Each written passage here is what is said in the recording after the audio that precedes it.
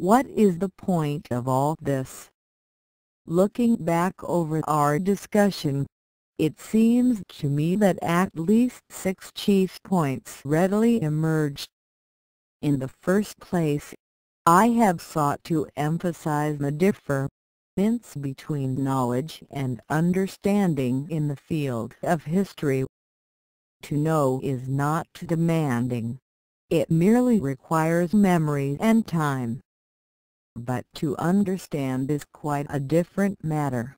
It requires intellectual ability and training, a self-conscious awareness of what one is doing, experience in techniques of analysis and synthesis, and above all, perspective.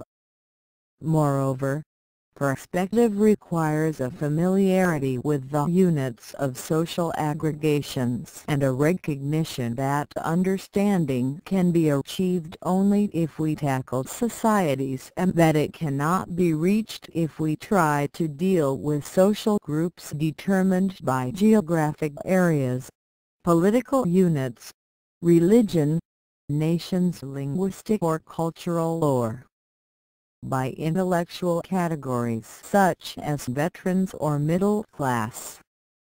To obtain knowledge we must use such groups, but to obtain understanding we must use the only group that is comprehensible, the society. There is nothing very original in this first point, since it is, among others, advocated by Point B in the first volume of his A Study of History, but it has not been accepted by historians, who, in practice, continue to deal with non-comprehensible units such as states or nations.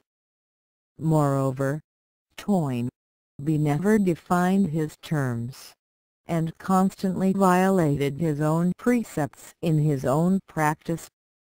The second major point is the recognition that civilizations pass through a process of rise and fall. This is, of course, one of the oldest clichés in any philosophy of history, and no claims to originality on that score could be made for this present book. But I have sought to go beyond the mere recognition of rise and fall to seek to find the mechanism of the process. Here I do not feel entitled to make any claim to startling originality because the process I describe, the institutionalization of social instruments, is clearly what was at the back of the minds of a number of earlier writers on the philosophy of history.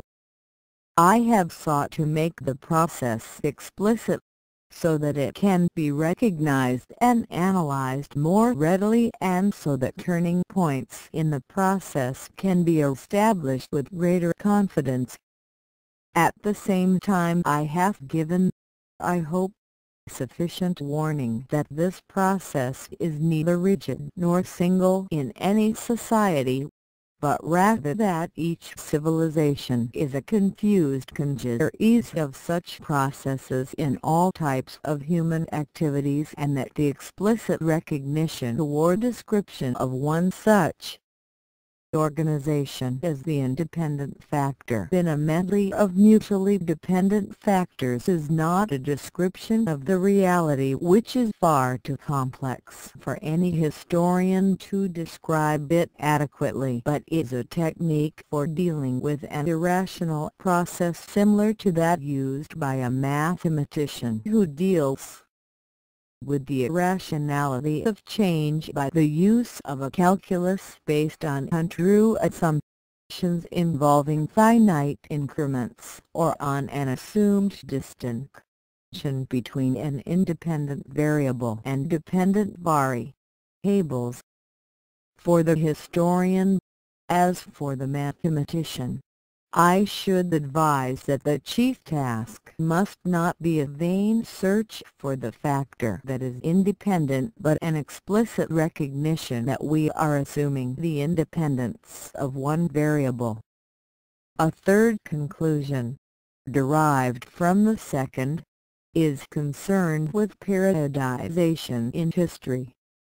It has been clear for a long time that the periodizations now used are unsatisfactory.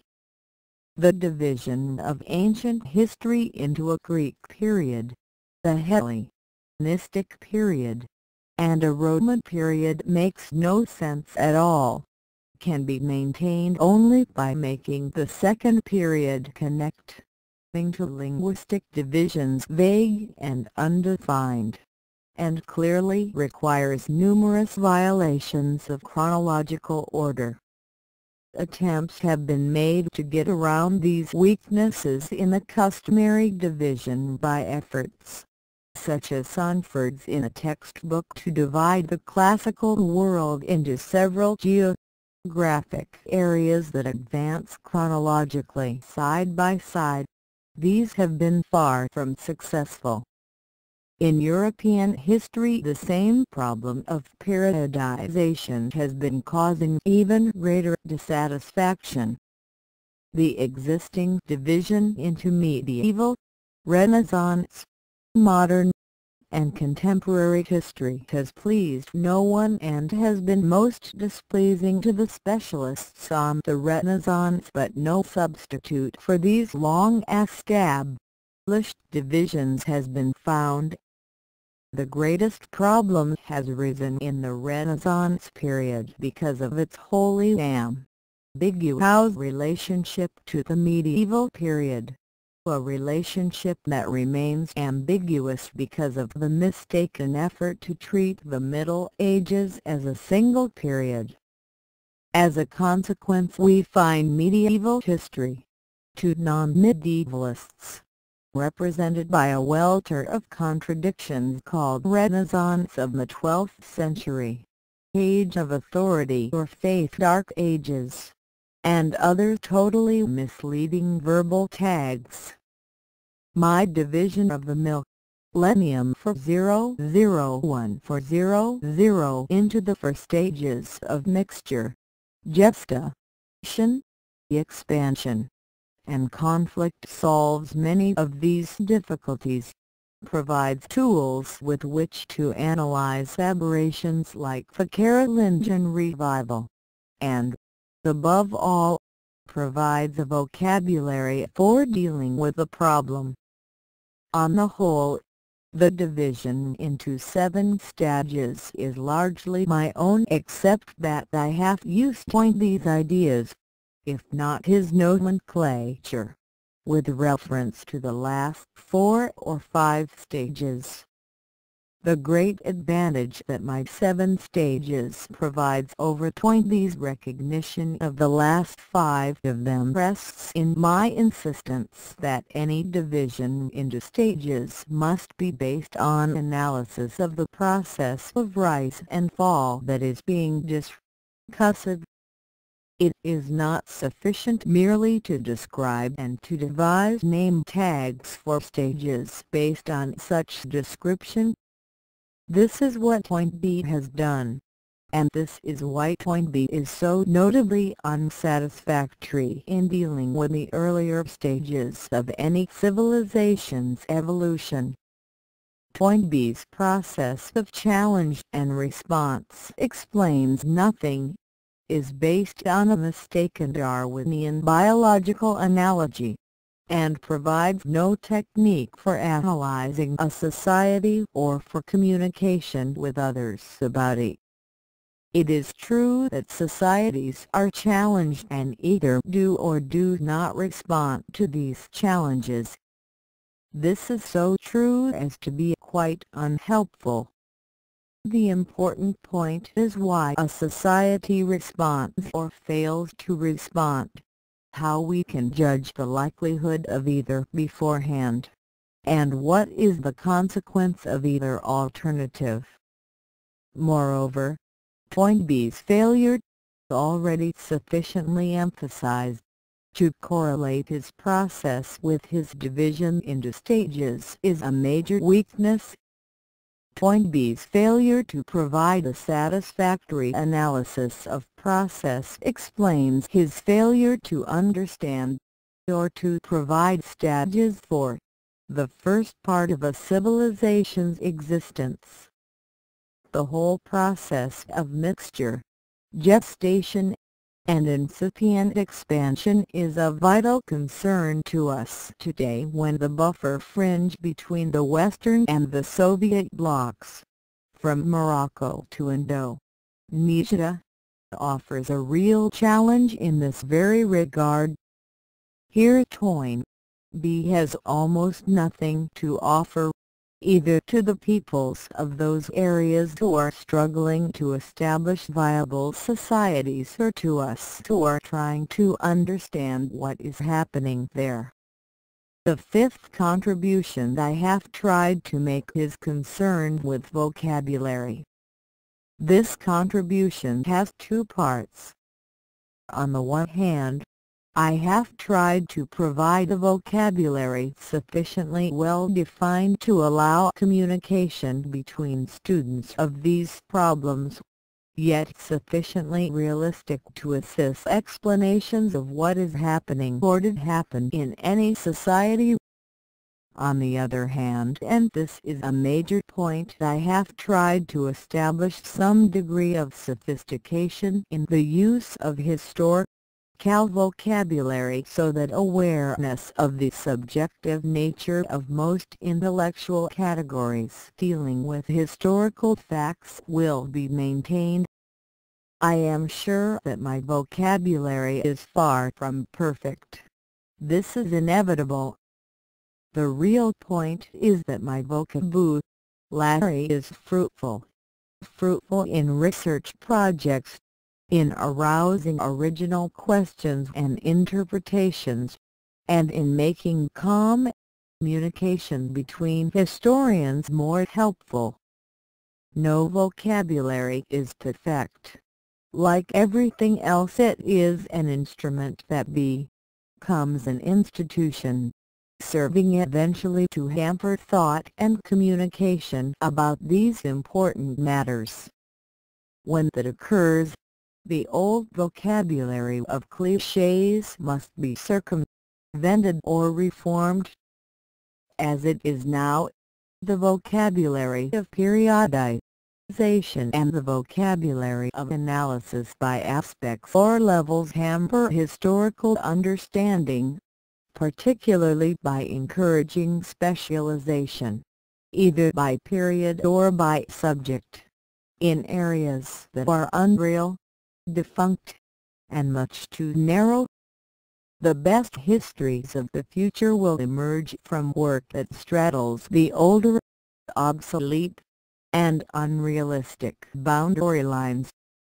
In fact, it is possible today to attract favorable attention simply by pointing out the artificial nature of these older boundary lines. All this leads to the sixth contribution offered by this book. It tries to provide techniques for dealing with history or with social problems in general. For years I have told my students that I have been trying to train executives rather than clerks. The distinction between the two is parallel to the distinction previously made between understanding and knowledge. It is a mighty low executive who cannot hire several people with command of more knowledge than he has himself. And he can always buy reference works or electronic devices with better memories for facts than any subordinate. The chief quality of an executive is that he have understanding. He should be able to make decisions that make it possible to utilize the knowledge of other persons. Such executive capacity can be taught, but it cannot be taught by any educational program that emphasizes knowledge and only knowledge. Knowledge must be assumed as given, and if it is not sufficient, the candidate must be eliminated. but the vital thing is understanding. This requires possession of techniques that, fortunately, can be taught. The historian who is on an executive level rather than on a clerical level because he can make decisions and understands the materials with which he deals must have techniques of analysis, of morphological understanding, of developmental processes, and of evolutionary changes. I have tried to suggest, in an introductory fashion, the kind of techniques that might be used. Tensions and social conflicts can be analyzed in terms of the struggle between instruments and institutions, or of the morphological relationships between levels, or of the relationship, which I hardly mentioned, between fact and law. Clashes between areas and between groups must be analyzed in similar terms. Failure to use such techniques leads to childish judgments on historical events, just as, among practicing politicians, it leads to childish decisions in world problems. An example of how such techniques may be used in history might be helpful. For years I have been teaching students that historians come up against 4 kinds of problems. These are: 1. Informational problems, 2. Logical problems, 3. Analytical problems, and 4. Chronological problems. Techniques capable of being taught can be devised for dealing with each of these. The use of such techniques not only provides a method of attack on such problems, even more valuable is the fact that it makes us aware of the distinction between the problem and our approach to it. It becomes possible to judge the degree of inadequacy in our own performance or the degree to which our method of attack determines the kind of answer we get.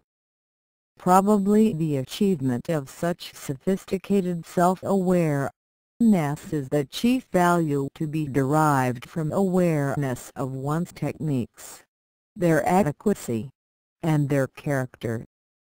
The techniques I have discussed as instruments for dealing with the past have value outside the study of history, for they are equally useful in dealing with the present or the future.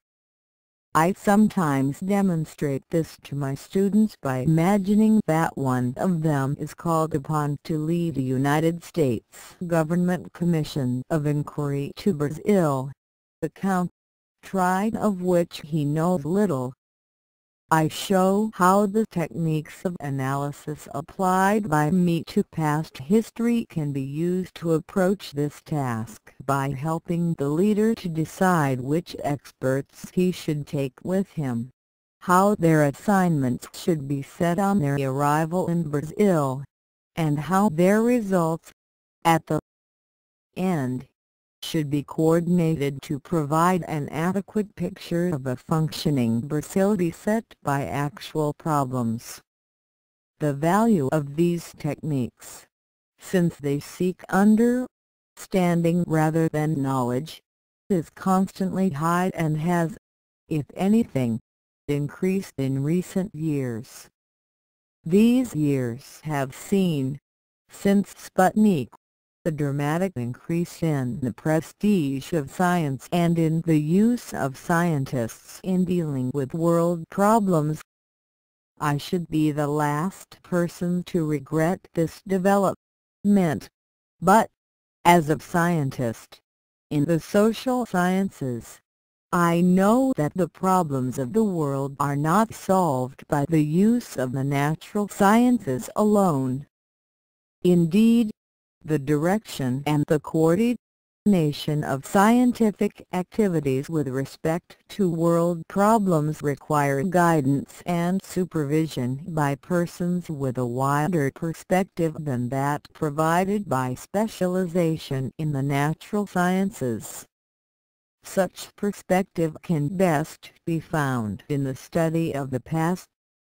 With such perspective, the techniques I have described in this volume as instruments for the study of the past can be used to guide natural scientists and other workers in dealing with the problems of the present and the future.